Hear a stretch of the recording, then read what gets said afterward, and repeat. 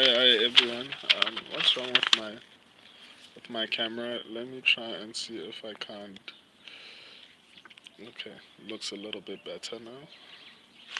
Not great, but still better. Hi everyone. Um, I was supposed to do. I wanted to do my, what do you call it? My upsets predictions today, but this is something that I wanted to do yesterday. I didn't have the chance to do it, so I'll do my upsets predictions tomorrow.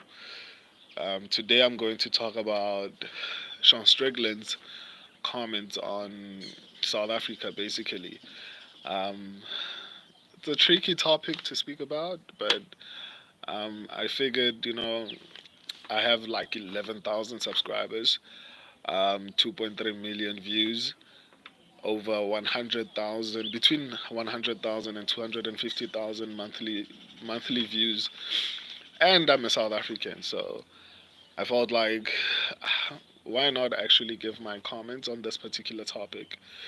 Um, because I've seen a lot of people comment on this and they're not South African, so maybe my perspective will be a little bit different and unique.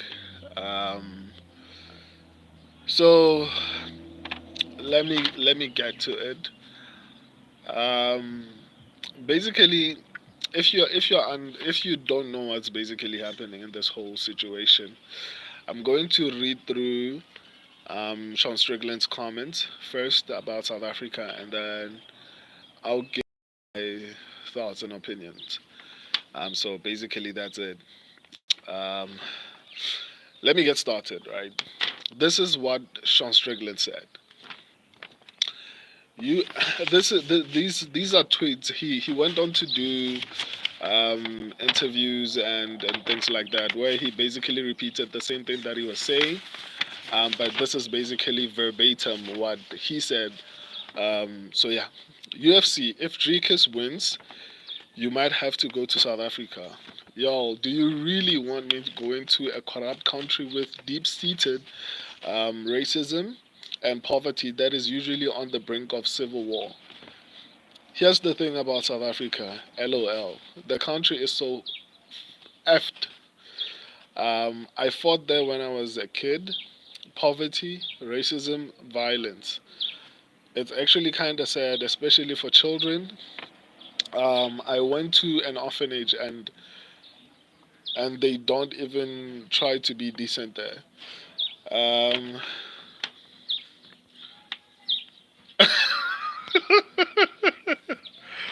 okay, I don't know who's in the comment section. But yeah, let me finish reading this. They don't try to be decent. It's just an effing shithole. Flying across the world to go to the most racist, violent place on earth. This is not a lie. This is factual. It's racist, unequal. You have a small white wealthy minority and a poor black majority.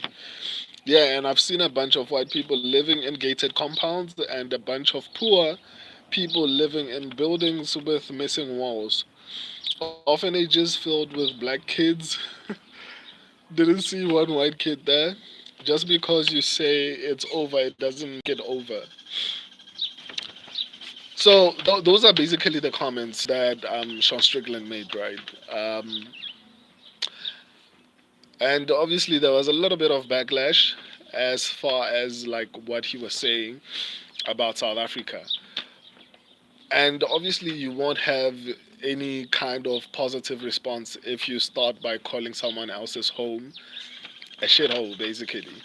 Um, but once you look deeper into basically what he's saying, I think what Sean Strickland is basically doing is what he normally does when he goes to foreign countries.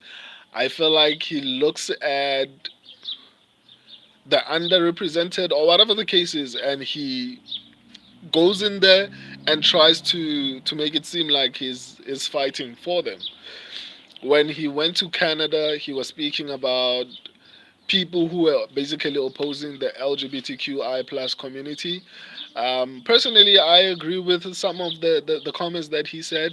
You know, I'm a person, so I agree with some of the comments that he said. But I'm seeing a trend with him. It's basically, it seems like um, he researches a specific area, and then he looks at basically some of the things that he probably maybe agrees with or disagrees with, and then that's his angle.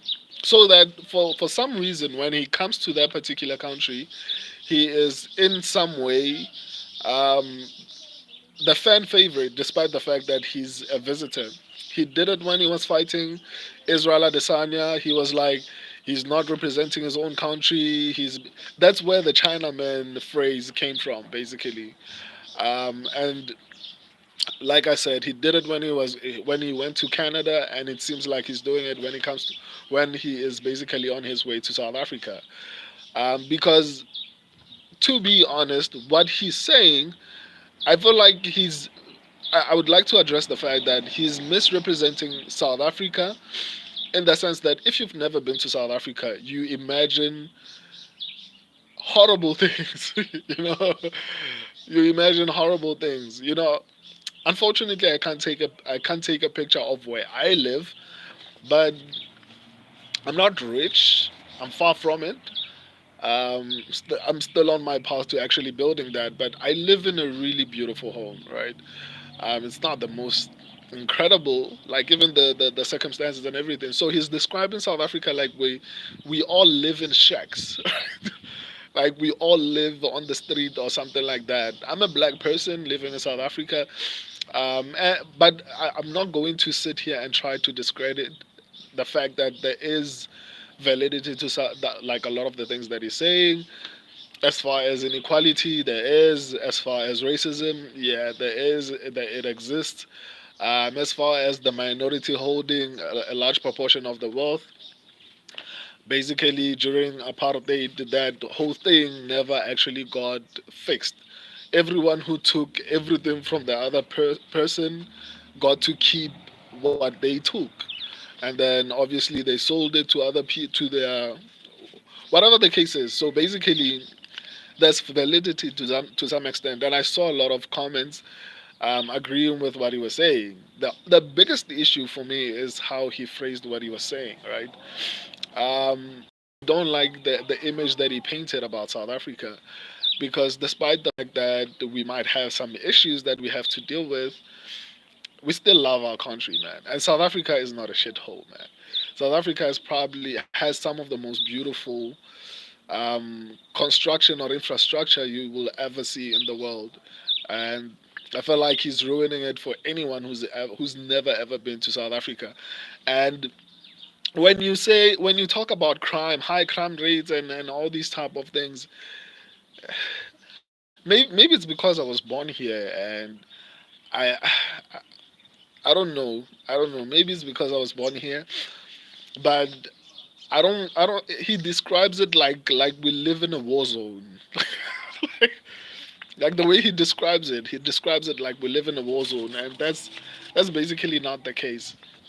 Um, but yeah, before I proceed, let me try and respond to your comments. Angela Hill, no fist, they're giving me those vibes. Okay, I come from Haiti and take your gold tooth. Okay.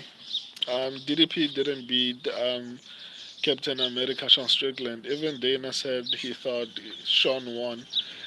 Ah, I guess it's a matter of opinion, man. I think Dricus Du Plessis won that fight, but whenever a fight is that close, whoever loses shouldn't complain about losing because you made it that close. If you wanted to win, you would have made sure that there is no doubt that you won that fight. That fight was close, but for me personally, I felt like the person who was more damaging was Dricus Du Plessis. I mean, I could be wrong, but I honestly felt like Dricus Du Plessis won that one, even if it was close. You know, Angela Hill, no distance. Okay, I thought Sean won as well. Okay, cool. Springbok baby. Yeah, yeah. Also, another huge thing that happened is South Africa. I think was playing with Australia during that particular week and I don't know. I don't follow Springboks a lot, but I know they won because I recognize some of the people that were in the ring or in the octagon with Dricus Du Plessis. Um, I think he's the captain of the rugby team for South Africa, Siako Lisi. So I saw him in the octagon with Dricus Du Plessis when he was walking out and when he was in the octagon after winning the belt. So that's another huge thing that happened. Hypothetical question: if Hamza subs Whitaker round one, could he leapfrog Sean Strickland? I 100% think that's going to happen. You should also, I think it's important to consider the fact that the UFC is a business, right?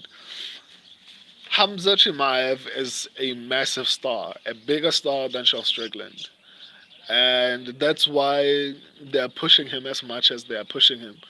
That's why when Hamza Chimaev fights, you can go look at his embedded. When he fights, embedded videos hit a million within a day or two, right? That hardly ever happens with any other athlete except maybe Conor McGregor. Israel Adesanya used to be able to do that. He doesn't anymore. So he's one of the few fighters that when embedded videos come out, like they shoot up to a million within a space of a day or 2 days. So, and if you go on TikTok, he's one of the few fighters who have been searched or something like that has over a billion views or something like that. So Hamza Chimaev is a massive star, and I don't feel like the UFC is going to let an opportunity like um, what do you call it, Hamza Chimaev versus Dricus Du Plessis slip through their fingers. However, there's an interesting fight that I feel like the UFC might try to do, even if Hamza Chimaev wins, which is Israel Adesanya versus Hamza Chimaev. That's probably more bigger than the title fight for Hamza Chimaev. Because also, obviously, Israel Adesanya has been a really good company guy. Um, so I think that's why the UFC is trying to push Sean Strickland to get the title shot, so that when Hamza wins, they're like, he has a massive fight for you. You know, obviously there's money there, and obviously Hamza Chimaev, despite the fact that he's beaten a couple of ranked fighters, he's still his experience in the UFC is still a bit limited. I wouldn't be mad at them for trying to give him Israel Adesanya, which is what I think they might do, depending on how that fight goes, especially if Hamza Chimaev goes to a decision. But I honestly feel like Israel Adesanya has been such a good champion for the UFC. They will want to give him massive fights, um, money fights, and I don't see any other money fight in the middleweight division except Hamza Chimaev versus what do you call him, Israel Adesanya. I don't think Israel Adesanya will move up. I don't think the UFC will give him a title shot after losing. So there aren't that many massive fights, except maybe Bo Nickel, but Bo Nickel is not yet a star. So it's not a money fight. It's not big enough to be a main event. Israel Adesanya and Hamza Chimaev is big enough to headline a pay per view. It is highly possible that even if Hamza Chimaev wins, he might have to face Israel Adesanya. That's my thought. Face reveal. No, it's not a face reveal, man. I have been doing lives for a while, man. I don't know if that's what you meant, but I've been doing lives for an extended period of time now. Just that I think people don't understand um, YouTube and how it works, because a lot of people like to ask me in the comment section why I don't explain or do videos like normal videos for my channel. And I'm like, but I go live probably 3 times a week, sometimes even more. Like this week, I went live uh, on Monday, I went live on Wednesday, I'm going live, it's Friday, I'm going to go live again tomorrow for upsets predictions. I'm actually feeling like maybe I should do the upsets predictions today. But I'm getting off topic. The point that I was trying to make is I feel like Sean Strickland was just trying to um, accumulate or pull a certain group of people so that when he comes to the country, which is what normally happens when Sean Strickland fights, when he goes to a foreign country, he he he says things that will make people who live there want to support him. He did it in New Zealand. He did it in Canada. I think he's going to do it in South Africa. And I say this because I saw a couple of comments of South Africans who are basically supporting what he's saying. For me personally, I mean, South Africa, it's one of the most incredible countries in my personal opinion. Maybe I'm being biased because I'm from there, but it's one of the most incredible countries in terms of creativity. There's the amount of creativity that's coming out here. People like Trevor Noah, people like Black Coffee, Charlize Theron are just a taste of what South Africa has to offer in terms of not just creativity but level of skill, intelligence, and talent. Infrastructure, like there's so many beautiful places in South Africa. Even though I know a lot of people have heard largely about the Cape Town, um, if you're black, Cape Town as well. That's all I can say. Um, Actually, let me just elaborate on that. Sean Strickland spoke about racism and everything like that. He isn't lying when it comes to that, especially because cities like Cape Town.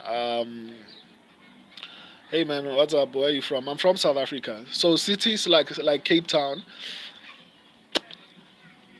are known in South Africa for having issues because it's highly populated with rich Caucasians. So uh, if you're black and you're going there, just expect to not feel welcomed. That's all I can say. But apart from that, and obviously every single country has its own issues. In the United States, you have a high number of police killing innocent people. In South Africa, that hardly ever happens, you know. But maybe that's also because, you know, there's a bit of corruption. You know, you can there have been it's historically and like it has been proven multiple times. You know, where people like okay, let me not say things that will get me in trouble. But yeah, we don't have police killing people. That's all I can say.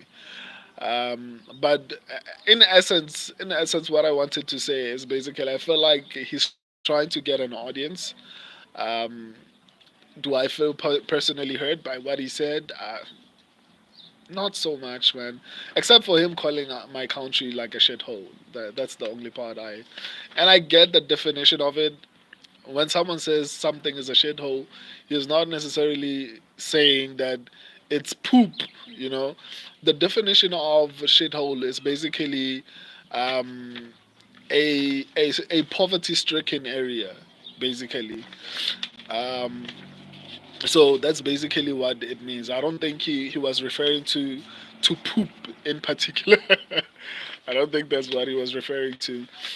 It'll be interesting to see if the UFC, but it seems like Dana White is adamant in coming to South Africa. The Minister of Sports, Arts and Culture has been speaking about getting the UFC in South Africa. So it seems like it's probably something that's going to happen. And it'll be interesting to see if the person who's going to get the shot, if it'll be Sean Strickland, after everything that has happened, because I don't feel like the UFC will want that kind of thing, you know, because it's going to be too controversial. Because it touches on something that is very historically sensitive. I don't know how to say it because even though apartheid ended like just over 20 years ago, There are people who are still touchy about it. The, I don't know. It's still a sensitive topic, so I feel like I don't think the UFC is going to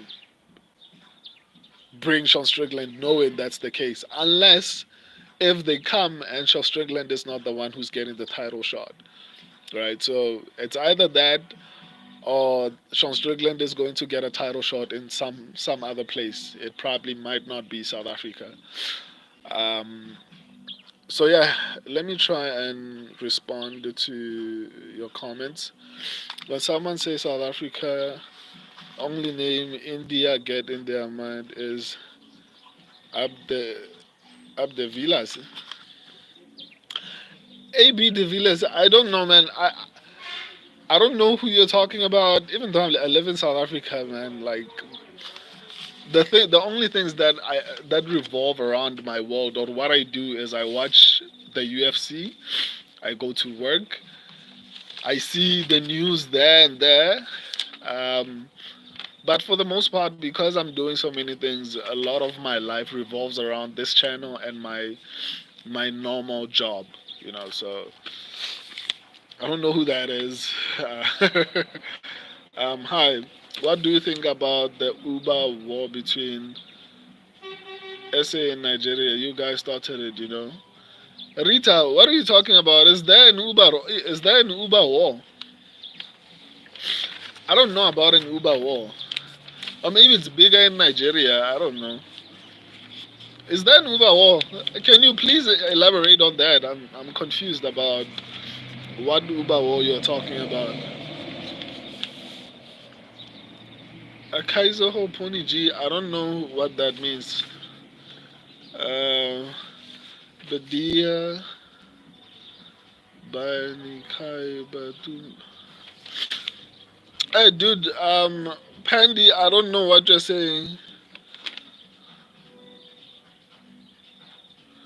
Okay, I don't know. There's people speaking a language I don't understand in the comments, so I can't respond to that.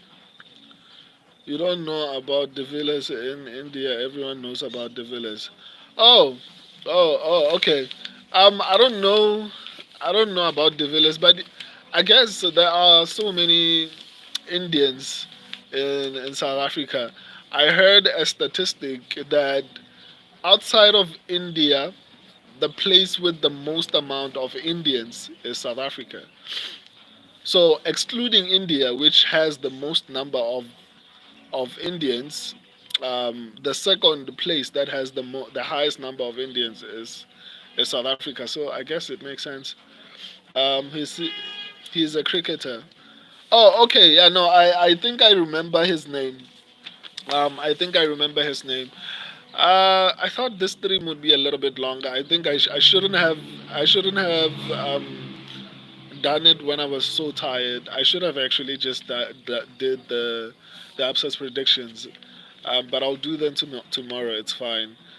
Um, I should maybe try. Let me see what time is it, and maybe try to do the upset predictions right now because there's so much that I still have to do. Damn it! I'm still. Let me decide if I'm going to do the upsets predictions right now or tomorrow. Okay, let me switch off the live and just do the upsets predictions because I feel like it's going to be a lot. There's a lot of things that I have to do. I'm introducing new videos tomorrow. Actually, starting tomorrow, I'm introducing a lot of new videos. So I feel like I'll be very tired. So let me try and do the upsets predictions today and squeeze everything in that. Um, I don't feel like I made a lot of sense in this three.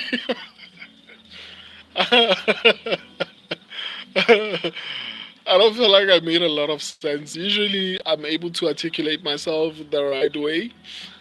I don't feel like I said anything useful. Um, I'm disappointed in myself. I'm usually able to articulate what I want to say. Wa alaikum assalam, my brother. Um,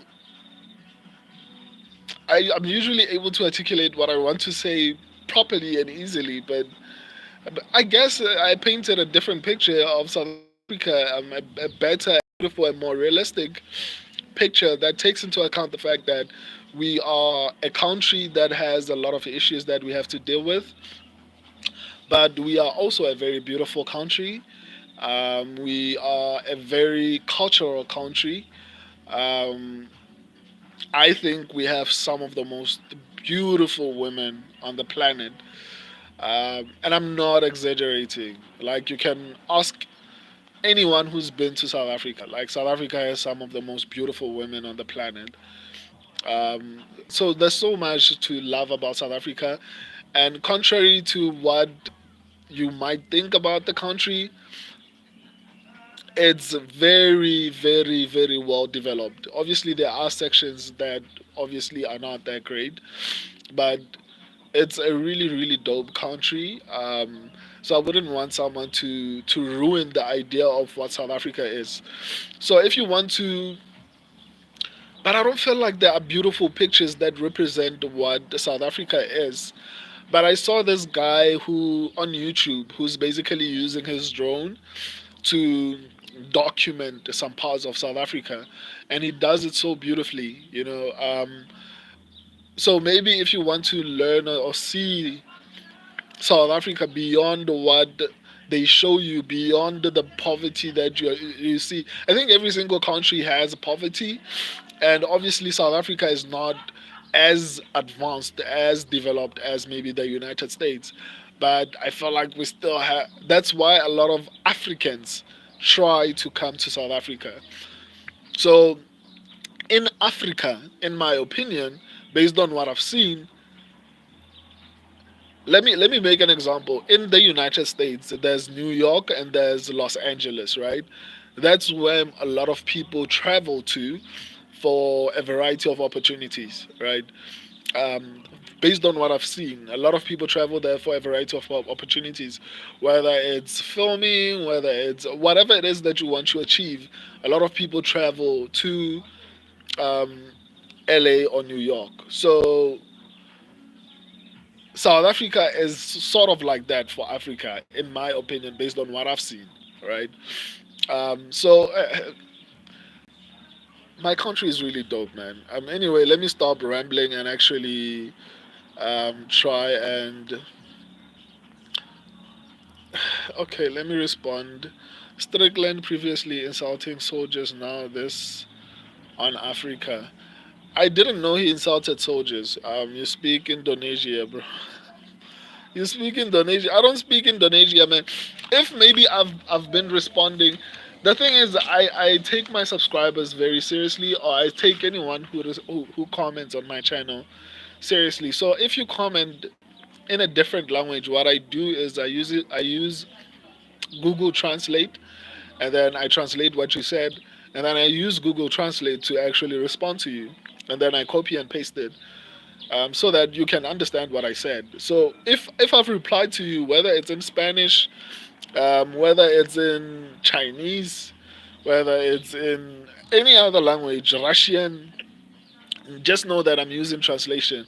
I can't actually speak those languages. I just respect my subscribers and anyone who comments on my channel enough to read what they say and try to respond to them. So I don't know Indonesia. I don't know if that's even what if I'm pronouncing it the right way. It's not Indonesian language. It is Bahasa. Oh, okay, man. Um, I will come to South Africa to meet AB De Villiers and have Faf Du Plessis. I don't know, man. We'll see. Du Plessis. Actually, before he became a champion, and I understand why that was. This is an interesting story, which is taking time from actually me doing the upsets predictions. I wanted to do them today, but time is passing by. Anyway, let me tell you this story. Before Dricus Du Plessis became UFC champion, right? I was speaking. I don't know if it's his manager or something like that. I still have his numbers, and I think he saved my numbers because I see his statuses and everything like that. So I had I had an idea. I wanted to do like a documentary, basically covering Dricus Du Plessis' journey from South Africa to the UFC, right? And then they were like, "Okay, awesome. Come through to the gym, and then let's discuss that, and we'll take it from there." So I went there. They were very nice. I met some of the EFC champions. Actually, I met the current EFC two division champion. I think he's the flyweight and bantamweight champion. Nkazimulo Zulu. Yes, I met him there. They were really awesome. And then we were like, yeah, no, I'll draft a proposal for you guys to look at and everything like that. And then once I came back, they stopped responding, right? And then that's the story I wanted to tell you guys. So, but a part of me understands. It's kind of like me, or you see, I'm building this channel and everything like that. So the moment I get to like 100,000 or 1 million subscribers, there will be people I won't be giving my attention because they didn't give a crap. They didn't even care to work with me when I was still coming up. So I feel like maybe that's the situation, because I met with them like a couple of days before Dricus Du Plessis fought for the belt for the first time. So I wasn't there in the grind, and I respect that. So I understand where they're coming from. Um, I'm making my own name in my own way in the MMA field. I will get there. I don't. I had interest in fighting before, but that interest is going away. I'm 32 years old now, so if I do anything, I want to excel at it. And after everything that I've learned about MMA as a whole, I wouldn't ever. I'm thankful that I never became a fighter, because the ultimate goal for every single fighter is to get into the UFC. And for you to get into the UFC, that would mean your boss has to be Dana White. And although I respect Dana White and I think he's an incredible business person, I don't want my success to be determined by someone else. I don't want my ability to make money to be reliant on someone else. Like, I'm a very ambitious person, and I think I would have gotten very frustrated working for Dana White. I respect what he's doing, and I'm a massive. That's why I'm a massive fan of the UFC. That's why I have a channel dedicated to covering the UFC. Um, but I want to be my own boss, and I'm going to achieve that through what I'm doing right now. I have massive plans for this platform. I'm not just going to be just another YouTuber. Just that building what I want to build is taking a little bit of time, which sounds crazy considering the fact that I got to 11,000 subscribers in a space of like just over a year. So um, I'm glad I didn't go that path.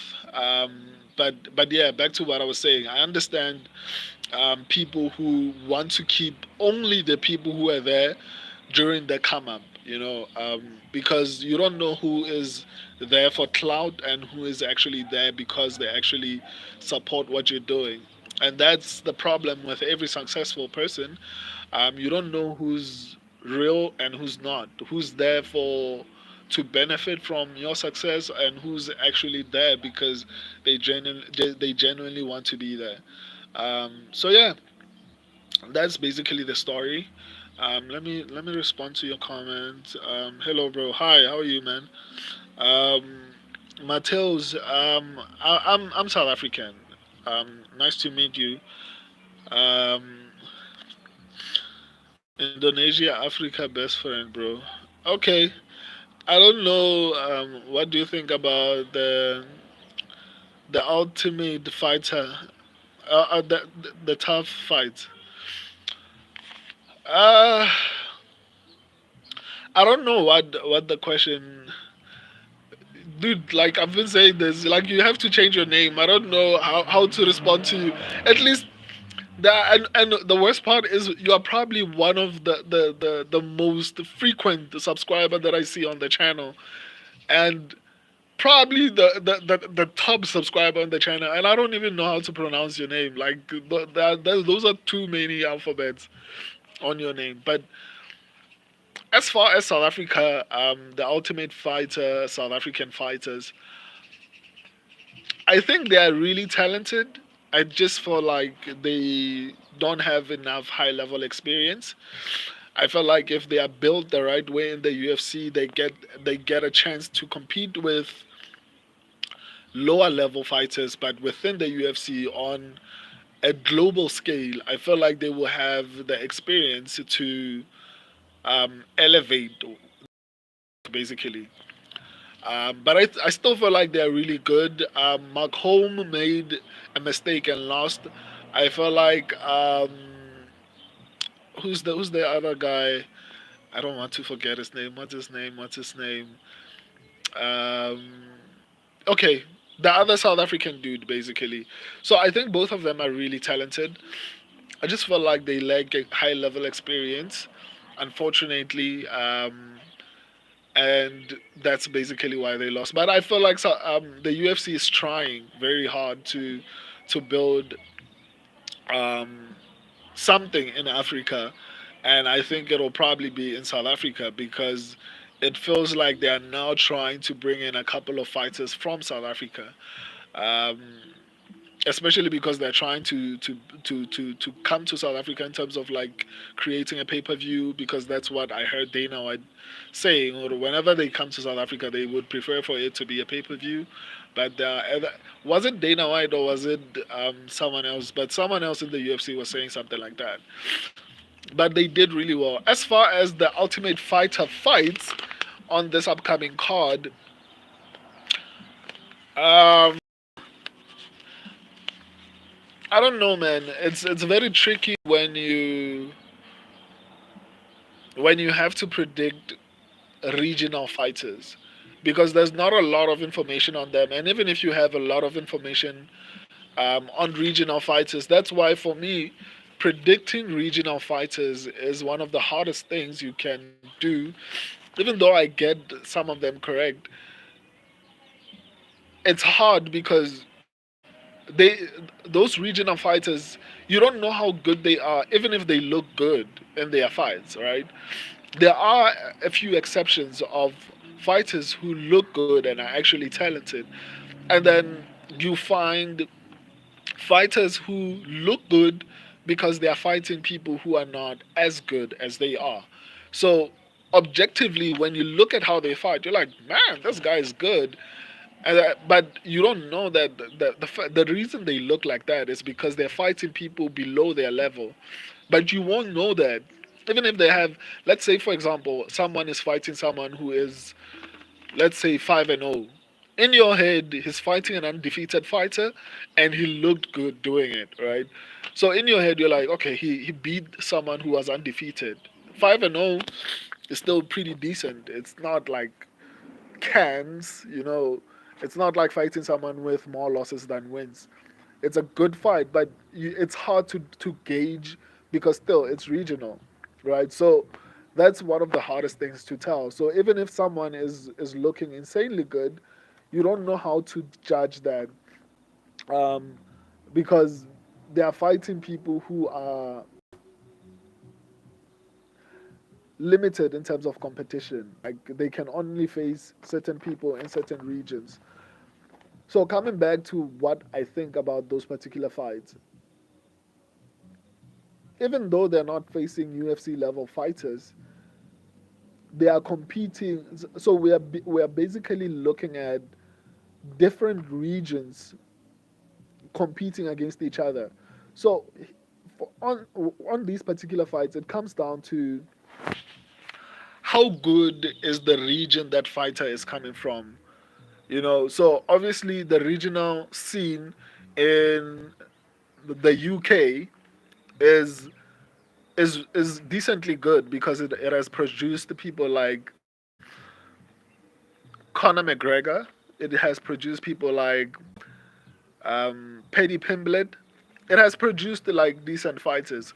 So you can see from the fighters that have come from those particular regions that their regional scene is really good. Obviously, the American regional scene is also probably potentially pretty good because like it has produced a couple of UFC fighters. For example, is the LFA a regional division, a regional promotion? I think so, something like that. But there are regional promotions in the United States that I feel like are really good. The thing is, there are so many regional promotions. Like you find that it's hard to tell, even if it's from the United States. Probably the regional scene, maybe for example in Texas, is different from the regional scene in Philadelphia. So there are so many interesting elements that are involved in every single fight. Wow, I'm talking about regional fights like it's a science. But anyway, there are so many things that are involved in trying to predict regional fighters because it comes down to the level of competition in that particular region. So now we can say the regional scene in South Africa is pretty good, largely because it has produced the Dricus Du Plessis, who has went on to not only come into the UFC but become a champion without ever losing a fight. All right, despite the fact that his style of fighting might not be conventional, despite the fact that he might objectively look like he doesn't know what he's doing, but the fact that he was able to come into the UFC, rise in the middleweight division and actually become a champion, speak to the fact that the the regional scene in South Africa is actually very good, right? If it can produce someone like that and someone like Cameron Salman, and I don't feel like losing to someone like Peyton Talbot and Christian Rodriguez is a bad loss. You know, those are two talented fighters. But as far as the regional fights, it's kind of difficult to tell. When it comes to someone who's been competing on a global scale, whether it's one championship or maybe the PFL or something like that, it's a little bit easier to determine how good they are because you know even if they haven't been facing the highest level of fighters, you know that they are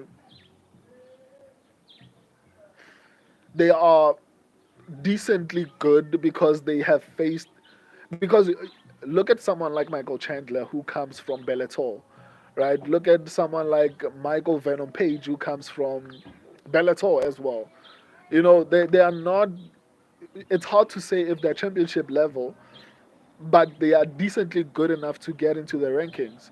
So it's easier to determine with someone like that. That's why um, a lot of my predictions when it comes to highly ranked fighters, they are a little bit more accurate than my predictions for lower ranked fighters because their level of skill or fighters with very limited time in the octagon because their level of skill is very hard to determine because of the competition they have been facing, right? So yeah, I think I hope I didn't confuse you any further than you were.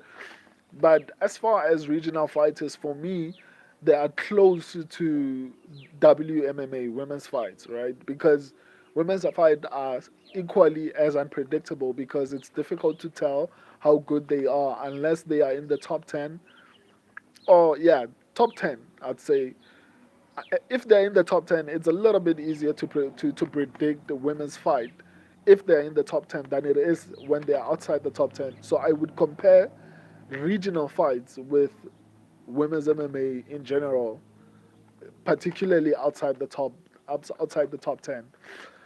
So that's why a fight between Ryan Loader and what do you call him, Robert Valentin Frey is a little bit tricky to predict because both of them are good in what they do and they look decent, but it's hard to say how they are going to perform against each other. If you take someone like, for example, Robert Valentin. I don't know if I'm saying that right. He looked dominant to the point whereby he was actually helping Alexa Grasso train the other contestants on the show. Um, and yet he came into the fight. In my head, when he was going into his semi-final fight, I was like, he's going to knock this guy out. And he was being outclassed on the feed, right? So that's the confusing part about that. Because in my head, when I was looking at that matchup, I was like, Robert Valentin is going to knock this guy out. And he didn't. He was getting outclassed on the feet. He had to go to the ground and get a submission in order to win, which speaks to his level of skill and versatility and well-roundedness. The fact that if it goes bad on the feet, you have the option to go to the ground. It speaks to how good he is in terms of his well-rounded skills, and it shows a really high possibility that he will be successful in the UFC, whether he wins his upcoming fight or not. That's one of the reasons that influenced me to pick him is because he's very well-rounded, and he can fight everywhere. Whereas I feel like Ryan Loader is more good on the ground as opposed to everywhere. However, the problem comes back to what I was saying, is that going into that fight, I felt like Robert Valentin should actually have the advantage on the feet, and he didn't. So it goes back to everything I was saying before about regional fighters.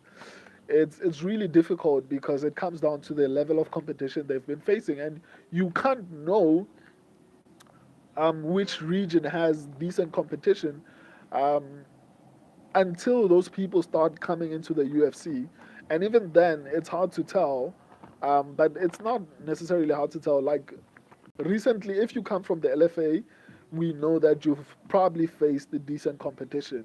So there are certain divisions or certain companies that or promoters that you know that if you come from this particular promotion, you probably have been facing decent competition. But it's hard to tell because, especially because the Ultimate Fighter now is so international. It features a variety of people from different places. So, for me, in conclusion about the Ultimate Fighter, I feel like it's hard to predict. It's the same as women's MMA for me personally, as far as prediction goes. I hope I answered you, man. I took the time because like you are one of my most incredible. Let me not say most incredible. It's disrespectful to all my subscribers. You are the name that I frequently see on the channel more than anyone else. So I was like, I need to respond to you properly. Brazil, say hi to Brazil. Hi Brazil. I appreciate every single person. It's still incredible to me that my channel is being viewed from various parts of the world, and Brazil is in the top five. Crazy enough, I don't speak Portuguese, but Brazil is in the top five. Actually, America is number one, and then they are the ones that view my channel more than anyone else in the world. And then it's followed by, I think, Canada, followed by Russia, which is crazy because I don't speak Russian, followed by the United Kingdom, and then number five is Brazil, and I don't speak Portuguese. So I appreciate everyone who is on the channel from everywhere in the world, and that's why I use Google Translate to try and respond to every single person. It's because I value you so much. Even though it becomes a lot sometimes. For example, right now I haven't responded to comments from yesterday. Once I'm done with this, I have to prepare for some videos that I'm going to be releasing on the channel. They are new to the channel. I've already started with IQ predictions, IQ rankings. Now I'm going to have to do like a new format for cardio rankings, team rankings, who is harder to finish. So I'm going to have to prepare those videos. Yeah, so basically that's what I'm going to do. It's gonna be a lot. I wanted to do um, the upsets predictions today, but at this point it's too late for me to actually try to do that. It's sunset in South Africa, by the way. Strickland fought in South Africa before, and he had legal trouble here. Oh, okay, I didn't know that. Strickland said what? Yeah. Hey, gay. I look gay. I mean, I'm afraid like YouTube has been telling me to be careful of what I say, so let me be careful of what I say. I'm a religious person, man. I respect everyone and how they want to live their lives, but I'm very straight. I'm very straight, like very extremely straight. You know, like I'd never see myself ever touching any other man in a sexual way, ever in my whole entire life. I'd much rather die first. These kind of things will probably haunt me once I become successful. You know how they do. Once you become really good at what you do, they start to dig your old videos. And yeah, he said he hates gay people. But my views on this won't change, man. I'm a religious person and I'll stick to that. If my religion says this, then I respect my religion more than I respect anything else. So I can respect anyone's desire to live how they want to live. I'm not going to interfere with that. But as far as my beliefs and my values go, I will stick to what I believe in. And you can't change my mind because now I have to fit what you believe. Is he really South African? No, Sean Strickland is not South African or Italian, Dutch, French, or whatever. Or you're talking about Dricus Du Plessis. Yeah, it's a tricky situation in South Africa. Um, if you don't know, a brief history about South Africa is that we were colonized, basically, much like a lot of other countries. We were colonized, I think, by. I'm a bad law student, man, because I studied about this and now I've forgotten. But I hated that history because it felt like they glorified them, um, which is something I wrote in one of the assignments that we had, and I got almost 100% for saying that, and I love that. Whoever the lecture was, I'm happy because I did actually say that I hate the fact that they glorify these people in these books, and then I passed. Anyway, let me give you a brief history. I think South Africa was first invaded by the UK, if I'm not mistaken, and then the Dutch. I honestly can't remember, but it was a couple of people that colonized the South Africa basically. So in colonizing it, obviously the people from these parts of the world came to live in South Africa, and they had babies here, and they still hold a large proportion of the land and wealth in South Africa. But technically, when you are born in South Africa, you are South African. That's how it works. Um, yeah, I think that answers your question whether or not Dricus Du Plessis is South African. He is South African in terms of citizenship. I know it's confusing because African is usually associated with race, um, rightfully so. But when someone is born in a specific country, they are citizens of that country, and by definition, he is South African, and by definition, he is African. I don't have too much of a problem with it. Except that it's and I'm not associating this with Dricus Du Plessis, but in general, it just feels like a specific group of people like certain aspects of being African until it comes to the difficult things, and then they're like, oh no, they like Africanism when it's cool and beneficial. I'm not saying this about Dricus Du Plessis in any way, shape, or form. I'm just saying, in general, it's like that. Let me go to the next question. Give confident pick for the week. If women's MMA wasn't so unpredictable, I'd say Kong Wang. I think she should definitely win that fight. But if not Kong Wang, let me see who else. Which males do I feel confident will win? I'm not super confident about any fight on this card, but I'm not looking at my research, man. I'd have to look at my research first. Um, but maybe Morales actually, Morales or Boralo. Those are the only two fighters that come close to anything that resembles confidence. But I'll do it when I do my upset predictions when I'm looking at my research tomorrow. Just imagine I view you from a very corner of the world that two villages. What's RPA? Game bread. Who's game bread? Game bread. I don't know where you're from, man. Anyway, I'll do my. I think the comments are done, so I think maybe I should end the stream now. Um, I'll do the upsets predictions tomorrow. I post picks question. Basically, go to the community section on the channel. If you want to vote, if you want to vote for, I'm introducing new things: fight IQ rankings, who has better cardio, who is harder to finish in a fight, riskiest fight on the card, who wins, like all these type of things. Go to the community section and go vote, so that you have a say, in what comes out.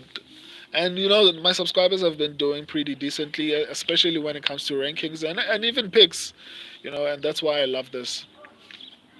So yeah, let me India vote Trump. Okay, that's who you should vote for. Okay. Anyway, I'll see you guys tomorrow. I love and appreciate all of you. Um, until next time, or rather, until tomorrow, deuces.